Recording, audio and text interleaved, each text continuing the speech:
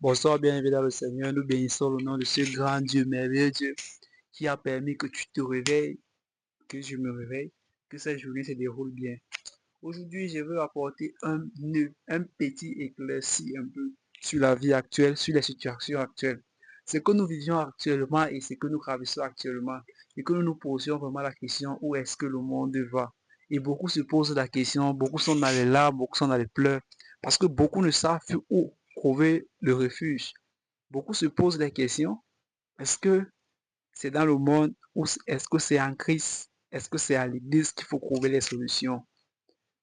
On est vraiment dans cet égarement et vraiment le monde est en train de partir à un endroit où personne ne sait plus quoi dire. Je viens rappeler à beaucoup aujourd'hui que il y a les infiltrés, il y a les infiltrés, il y a des personnes qui n'ont même pas de droit d'être d'être appelées enfants de Dieu par leur manière de vivre, par leur manière de faire. Jésus a dit, vous connaîtrez un bon arbre par ses fruits. Il n'a pas dit, vous connaissez un bon arbre parce qu'il vous dit qu'il est un bon arbre. Non, c'est pas ses fruits qu'il vous dit. Il est en train de parler. C'est pourquoi aujourd'hui, je viens insister sur un thème qui est le discernement. Qui est le discernement? Un thème qui m'a aidé et que j'ai aidé beaucoup de personnes avec. Une révélation de Dieu qui m'a aidé et j'ai aidé beaucoup de personnes avec. Qui est le discernement? Il est beau de marcher ici dehors, de dire tu crois en Dieu, d'être avec Dieu. Mais si tu n'as pas de discernement, il te serait impossible de connaître quelle est la volonté de Dieu. Quelle est la volonté de Dieu? Qui est Dieu même? Tu ne pourras pas discerner l'esprit derrière lequel tu sais. Et c'est pourquoi je vais insister ce soir sur ce thème, qui est le discernement. Le discernement est quelque chose qui te permet, premièrement d'abord, de connaître si c'est l'Esprit de Dieu qui opère, si ce n'est pas Dieu. Le discernement est cette capacité qui te permet de discerner les temps, les saisons. Le discernement est cette capacité qui t'amène dans la vérité. Le discernement est cette capacité qui te retire des ténèbres pour la lumière. C'est pourquoi, de nos jours, on peut voir tout ce qui se passe. Je viens insister sur le cas de la jeune fille de Koldongo qui a eu à tuer son enfant et tout et tout. Oui, c'est très clair. La parole de Dieu nous dit dans 2 Timothée 4, à partir du verset 1 au verset 7 que c'est l'apôtre Paul qui parle là-bas à Timothée. Il dit, l'Esprit dit expressement qu'à la fin des temps, beaucoup de gens vont abandonner la foi. Ils vont s'attacher aux fausses doctrines, aux doctrines des démons. Et c'est réel, c'est réel. Parce qu'on n'a pas de discernement. On n'a pas de discernement. Et c'est pourquoi on peut facilement tomber dans la ruse du malheur. C'est pourquoi on peut ajouter foi à tout esprit qui prophétise. On peut accepter, même si un prophète, un pasteur vient prophétiser sur ta vie, il vient te dire quoi sur ta vie. Tant que dans ton secret, le Seigneur ne t'a pas encore donné, ne t'a pas encore dit ça, n'accepte pas. Et c'est pourquoi beaucoup sont dans l'égarement aujourd'hui. Parce que beaucoup n'ont pas de relation. Le discernement n'est quand tu as déjà une relation avec Dieu. Parce que le discernement, c'est un don de l'esprit. C'est un don de l'esprit. Tant que tu n'as pas encore une relation avec Dieu, tu n'as pas encore une relation avec Dieu, il t'est impossible d'avoir le discernement. Il t'est impossible de discerner l'esprit qui parle. Il y a beaucoup d'esprits. Il y a des esprits de divination. Il y a l'esprit de Dieu. Il y a tellement d'esprits qui parlent. Et beaucoup donnent foi à cela. Beaucoup donnent foi, ils s'attachent à cela. Et c'est pourquoi beaucoup sont dans la confusion. Ils sont perdus, ils se posent des questions. Oui, tu n'as pas de discernement. C'est quand tu as le discernement, parce que l'esprit est un. L'esprit de Dieu est un. Le discernement te permet, le discernement te permet de reconnaître la parole que la personne est en train de dire. Tu es capable de discerner. Cette parole vient de Dieu. Cette parole-ci, ce n'est pas ça, c'est la chair. Cette parole-ci, ce sont ses pensées. Le discernement te permet de trouver le niveau auquel la personne est en train de parler. Et c'est pourquoi beaucoup sont dans l'erreur de nos jours. Beaucoup s'égarent, beaucoup se perdent. Le monde est en train de se perdre parce que beaucoup ne veulent plus créer une relation avec Dieu. Beaucoup ne veulent plus créer une relation avec Dieu. Beaucoup veulent faire selon les désirs de leur chair, marcher comme les chairs veulent. La parole de Dieu nous dit très clair, cherchez premièrement le royaume de Dieu et sa justice, et toutes choses vont vous être données. Je ne crois pas que Dieu a dit un jour que cherchez-moi, je vais vous donner l'argent. Non. Dieu connaît. Dieu a l'or, il a l'argent, il a tout ça. La volonté de Dieu, il n'est pas là pour te parler de l'argent. Ce qui est important à Dieu, c'est le salut de ton âme. C'est le salut de ton âme. C'est ça, avec Dieu. Dieu est amour. Il y a les infiltrés depuis, dehors, dans les églises, dans les ministères, partout, qui se battent à ce que ceux qui ont une foi fragile, ceux qui ont une foi faible, ils se battent à détruire cette foi. Et si tu n'as pas de discernement, tu vas douter, tu vas commencer à douter du Dieu que tu sais. C'est le discernement qui te permet de retirer le doute, la peur, l'incrédulité. Ce sont les ennemis de la foi. Ta foi ne peut pas grandir. Ta foi ne peut pas atteindre le niveau dont ça doit atteindre pour déclencher les miracles de Dieu dans ta vie. Parce qu'il y aura le doute, il y aura l'incrédulité, il y aura la peur, il y aura la peur. Beaucoup sont remplis de peur d'ailleurs actuellement ici. Beaucoup sont pleins de peur face aux événements qui se passent. Oui, et ce n'est pas ça qui compte. Je dis à beaucoup, ce n'est pas la foi de ton pasteur. Ce n'est pas la foi de ton prophète. Ce n'est pas la foi de votre serviteur qui va te sauver, mais c'est ta propre foi en Jésus. Parce que nous ne sommes pas sauvés par les œuvres, mais nous sommes sauvés par la foi en une seule personne, en Jésus, qui est le chemin, la vérité et la vie. Je ne veux plus que beaucoup passent le temps à s'égarer. Mon but, c'est que beaucoup essayent d'ouvrir les yeux et venir à la lumière. Venir à la lumière. Il y a les fausses doctrines qui sont enseignées dehors. Il y a les fausses doctrines qui sont enseignées dehors. Les chrétiens de Béret, c'était des chrétiens que, même si tu les as prêchés la parole de Dieu avec quelle autorité, même s'il y a eu quelques manifestations de puissance, même quand Paul prêchait aux chrétiens de Béret, malgré les manifestations de puissance, les signes et les produits qui se passaient, les chrétiens de Béret partaient consulter les Écritures pour voir si ce qu'on les a prêchés y est écrit. Mais on a une catégorie de chrétiens de nos jours qui n'ont plus la capacité d'aller consulter les Écritures. Non, il y a cette paresse que tout le monde veut, ce qu'on a déjà mâché, ils en valent seulement. Et c'est pourquoi on peut vivre tout cela. Il n'y a plus les gens qui consacrent le temps pour aller chercher la face de Dieu. Il n'y a plus ça. On a juste des personnes qui attendent seulement qu'une minorité de personnes partent se consacrer pour avoir quelque chose. Et c'est pourquoi on peut vivre ça. On peut vivre ça. Je te dis quelque chose aujourd'hui. La même position qu'un serviteur de Dieu peut avoir devant Dieu, toi aussi tu peux avoir cette même position. Quand Dieu nous dit dans Genèse 1, verset 27, il dit faisons l'homme à notre image, à notre ressemblance. Dieu n'a jamais dit faisons l'homme supérieur à l'autre. Non, il a dit à notre image et à notre ressemblance. Il y a cette hérésie qu'on raconte, comme il est écrit dans Matthieu 18, verset 22. Il y a, il y a plein d'appelés, mais peu d'élus. Je vous dis quelque chose, tout le monde est élu de Dieu. L'élection n'est pas quelque chose que c'est Dieu qui dit non. C'est vrai, Dieu ne fait pas acceptation de personne. Tu es élu par ta capacité de résistance face aux épreuves, face aux difficultés. Tu es élu par ça. C'est parce que tu as enduré, tu as supporté. En cette saison, avec tout ce que la religion est en train de nous montrer, avec tout ce que le monde est en train de montrer, c'est ta capacité à résister qui va faire que tu sois un élu. Mais si il est impossible, on appelle ça les tribulations.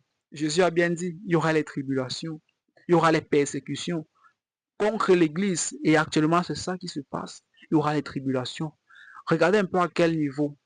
Et je pense que les années antérieures ont menacé de fermer beaucoup d'églises. On menaçait de fermer beaucoup d'églises, beaucoup de ministères et tout et tout. Même actuellement, si regardez un peu comment c'est, on se bat à ce que tout le monde va porter le signe de la bête. On se bat à ce que tout le monde va accepter servir un autre Dieu qui n'est pas le Seigneur. C'est ça qui est en train de se passer. Et c'est pourquoi l'apôtre Paul pouvait dire dans Romains 12, verset 1, offrez vos corps en sacrifice vivant, agréable, ce qui sera pour nous un culte raisonnable pour Dieu. Il nous répète encore dans le livre des Corinthiens que notre corps est le temple du Seigneur. L'église n'est qu'un bâtiment. On va te dire Dieu est dans telle église, c'est un mensonge. Dieu n'est pas dans une église. L'église, c'est un bâtiment. L'église est un bâtiment. Même quand Jésus pouvait dire à Pierre, Pierre, sur toi, cette pierre, je bâtirai mon église. Les séjours des morts n'éprouveront point. Jésus n'a pas construit. Nous suivons la doctrine de Jésus. Jésus n'a pas construit d'église. Jésus n'a pas construit d'église. Même Paul, qui a été un grand apôtre, n'a pas construit d'église. Il n'a pas construit d'église. L'église, c'est ton corps. C'est ton propre corps. Ton corps est le temple du Seigneur. On ne rend pas ministère totalement Oui, il est beau. La Bible dit, il est beau. Il est beau et bien pour les frères d'être unis ensemble. C'est là que le Seigneur déverse sa bénédiction. Oui, l'église c'est ça. Mais la première chose que tu dois avoir de l'image de l'église, c'est toi-même. Le discernement que tu dois avoir, comprendre que l'église c'est quoi même. Qu'est-ce que l'église même? L'église c'est toi. L'église c'est toi personnellement. La parole de Dieu dit que l'église, nous sommes le temple du Seigneur. Vous voyez que Jésus pourrait dire que détruisez le temple, je le rebâtirai en 3 jours. Les 3 jours que Jésus disait qu'il devait rebâtir le temple, il nous faisait allusion à l'esprit, la promesse que Dieu devait faire, qu'il devait venir habiter en nous. C'est pourquoi, quand Jésus est mort, quand il était crucifié sur la croix, le voile du temple s'est divisé en 2. Ça veut dire quoi? Nous qui étions autrefois les visages couverts, maintenant nos visages sont découverts parce que la gloire de Dieu qui était dans un temple se manifeste maintenant à chacun de nous. C'est pour ça que la Bible nous dit dans quoi? Dans Romains 5, dans Romains 5, verset 23, que nous tous, nous avons péché, nous sommes privés de la gloire de Dieu. Et maintenant, Jésus est venu maintenant pour nous permettre d'avoir cette gloire. Ce n'est plus dans un temple, mais c'est en toi. La gloire de Dieu doit être en toi. La présence de Dieu doit être en toi manifeste. Et c'est ça qui va te permettre d'avoir le discernement. Tant que la présence de Dieu n'est pas en toi manifeste, il te serait difficile d'avoir le discernement. Tu seras balancé comme les flots de la mer à tout vent de doctrine. Ça veut dire quand telle doctrine va sortir, tu seras emporté. Telle doctrine va sortir, tu seras emporté. Aucun discernement. Tu n'auras aucun discernement. Quand il y aura une petite doctrine qui va sortir là dehors, on va te dire que voilà, tel serviteur de Dieu qui fait les miracles, il fait ceci là. Tu es déjà là-bas. Voilà tel truc là. Oh, il prie, ça. Tu seras là-bas. Tu seras comme ça. Toutes les doctrines qui vont sortir seront comme ça. Et c'est pourquoi le discernement est important de savoir quel est l'esprit avec lequel il opère. Si tu as vraiment l'esprit de Dieu, il va te dire ça, c'est pas mon esprit il va te dire c'est pas mon esprit qui opère en ce lieu, en cet endroit. Nous vous exhortons.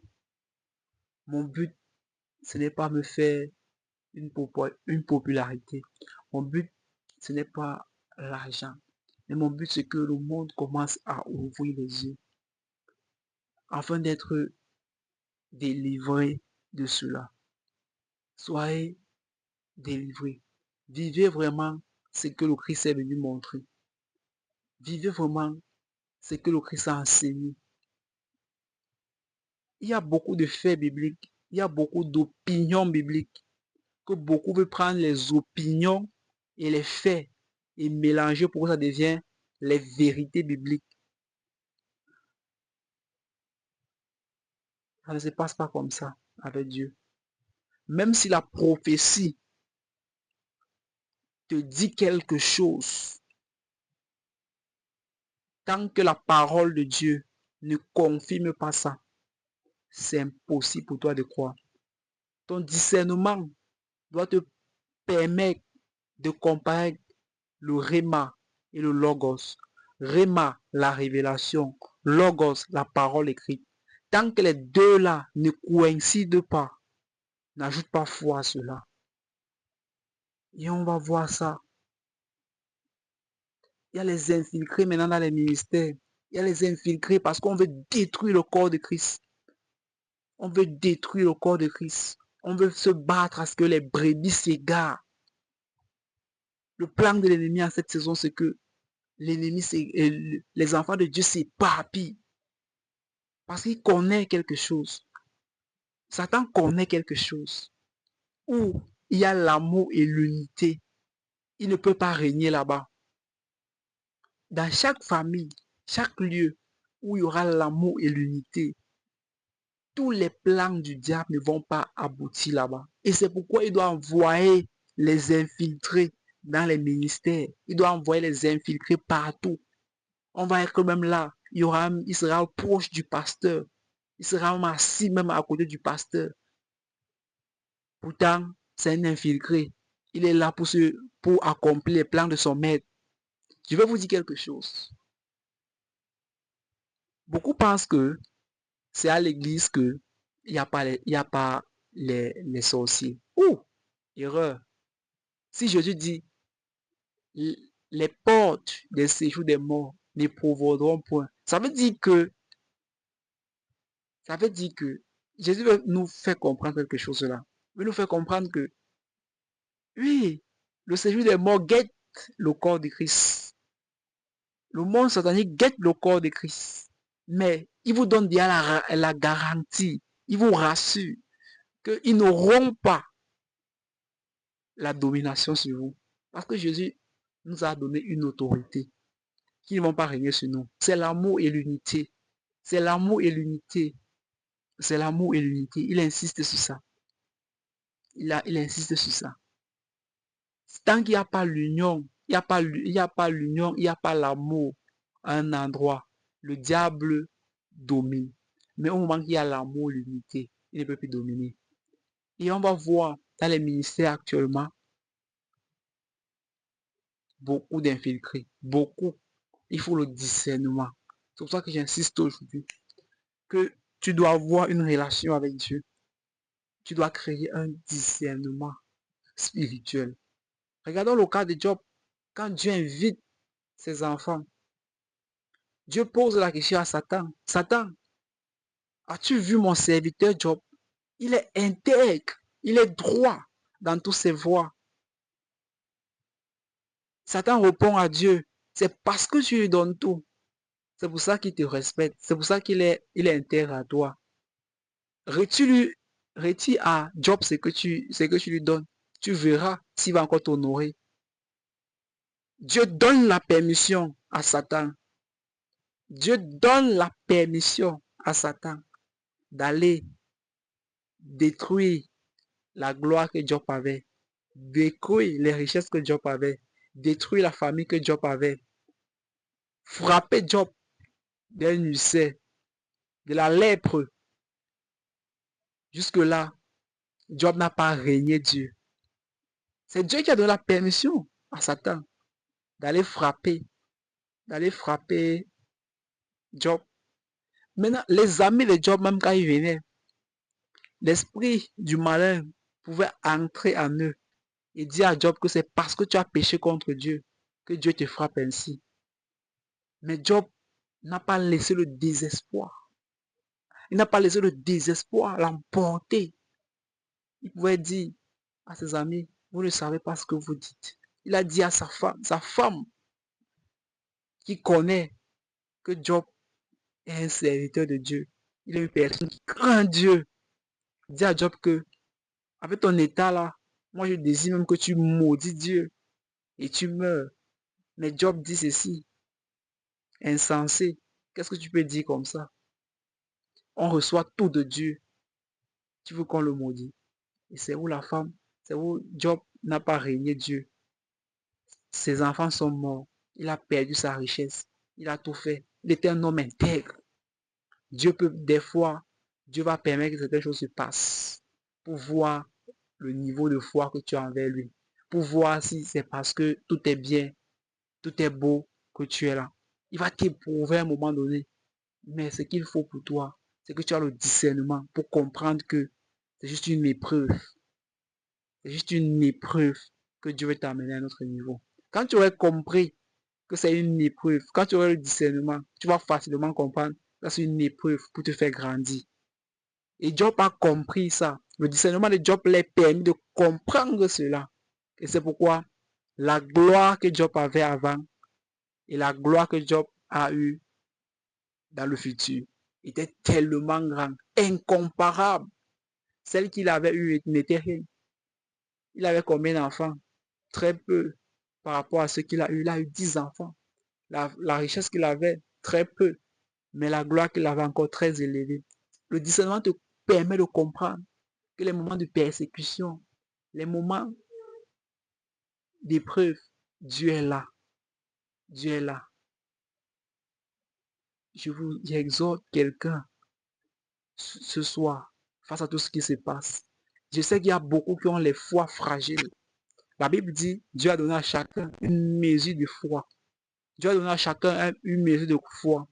On appelle ça la foi générale. C'est ça qui te permet de croire au Seigneur Jésus-Christ d'abord. On a 4 niveaux de foi. Ce n'est pas mon enseignement de ce soir. La Bible dit qu'on a donné à chacun une mesure de foi. Cette mesure de foi, c'est celle-là qui te permet de croire au Seigneur Jésus-Christ.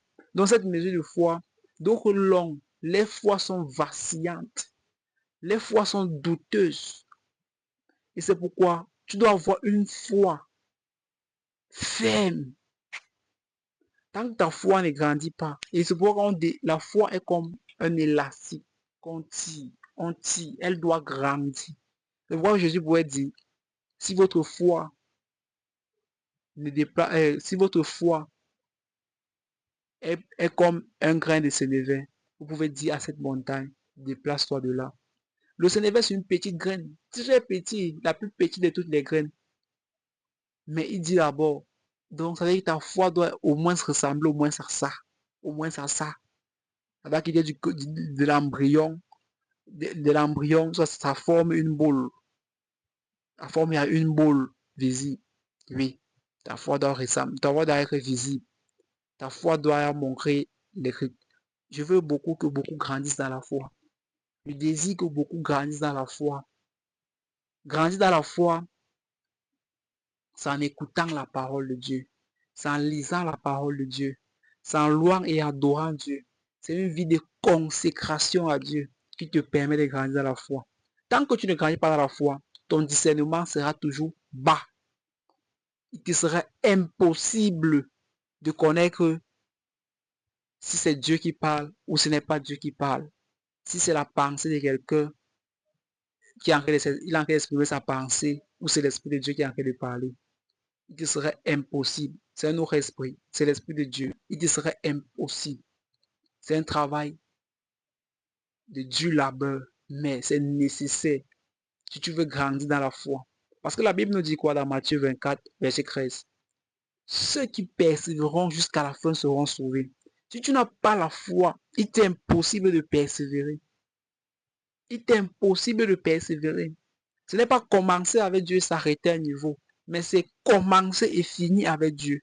Comme l'apôtre Paul pouvait dire, je ne regarde pas ce qui est en arrière, mais je fais une chose, me portant vers l'avant, afin de recevoir ma couronne qui m'est réservée. Ça veut dire quoi? Tu passes le temps à regarder ce que tu as fait dans le passé. J'étais serviteur, j'ai servi, j'étais aussi comme ça. Non. La foi, c'est quelque chose de constant. Elle doit grandir chaque jour. Tu dois quitter d'un niveau à un niveau. Un niveau à un niveau. Tu dois grandir. Tu dois toucher les auteurs. Ne reste pas au niveau où tu es aujourd'hui avec ta foi. Sinon, les épreuves qui vont venir, tu n'auras pas un discernement pour pouvoir connaître comment gérer la situation. Et tu peux être confus. Tu abandonnes la foi. Tu ne vas pas persévérer à la fin. C'est pour ça qu'aujourd'hui, j'insiste. Nous sommes sous la nouvelle alliance. L'alliance établie avec Jésus-Christ. Dans l'ancienne alliance, C'est nous qui allions vers le prophète pour demander au prophète qu'est-ce que Dieu a dit de notre vie, de notre vie. Qu'est-ce que Dieu a dit de notre vie? On partait consulter les prophètes dans l'ancienne alliance. Nous sommes dans la nouvelle alliance. Maintenant, si, qu'est-ce qui se passe dans la nouvelle alliance? Le prophète vient te confirmer ce que Jésus t'a dit. Vous savez, quand tu as une relation avec Jésus, le prophète vient te confirmer juste parce que lui, il a une intimité, il a une relation profonde avec Jésus. Il écoute facilement Dieu. Toi, tu peux encore être encore bébé, tu peux encore être petit, tu as encore la difficulté de bien comprendre. C'est pourquoi il vient confirmer maintenant la parole que Dieu t'a dit. Et c'est pourquoi, si Dieu ne t'a encore rien dit dans le secret, même si on te dit quoi en public, ne crois pas. Dans la nouvelle alliance, c'est le prophète qui te cherche. C'est le prophète qui te cherche pour te dire, mon frère, voilà ce que Dieu te dit. Ce n'est plus toi qui cours vers les prophètes. Donc, ce que je vois beaucoup, passer le temps à courir vers les prophètes, ça c'était le temps de l'ancienne alliance, où on partait consulter Samuel, où on partait consulter Isaïe, où on partait... Non, c'est plus ça. Agabus va venir vers toi même. C'est Agabus qui est venu vers Paul pour donner une prophétie à Paul. Donc, ayons du discernement et tirons notre discernement. Le discernement est un don de l'esprit. Si tu n'es pas encore né de nouveau, il t'est impossible d'avoir le discernement. Tu n'es qu'un religieux, tu peux ajouter à l'église. Mais c'est quand tu es né de nouveau que tu as l'Esprit de Dieu. L'Esprit de Dieu a ses dons qui distribue à chacun selon son bon plaisir. Mais tout enfant de Dieu doit avoir le discernement. Tout enfant de Dieu doit avoir le discernement. Ce n'est pas un don, non, de ministère et tout, non. Tout enfant de Dieu appelé à avoir le discernement des esprits, le discernement. Tout enfant de Dieu. Parce que même pour faire les activités, pour faire le commerce, pour gérer sa famille, pour gérer toute la société entièrement, pour gérer toute la société, la culture, quel qu'en soit où c'est que tu veux faire, il te faut le discernement. Parce qu'il y a les organisations, il y a les programmations, il y a les choses à faire. Il te faut le discernement pour savoir comment bien faire. Et c'est pourquoi je dis, tout chrétien doit avoir le discernement. Tout enfant de Dieu doit avoir le discernement. Ce n'est pas une demande, c'est une obligation. C'est quelque chose qui est établi comme ça. Même si tu ne peux pas manifester les autres dons de l'esprit, non, mais le don du discernement là, tu dois le manifester. C'est ça qui va t'aider à grandir. C'est ça qui va t'aider à croire. C'est ça qui va t'aider à avancer. Je bénis Dieu vraiment pour ta vie. Ce soir, toi qui as écouté ça, partage à une personne qui a besoin, qui est confus, qui se pose des questions actuellement. Partage, envoie un ami qui a besoin de ça. Que le Seigneur te bénisse. Amen.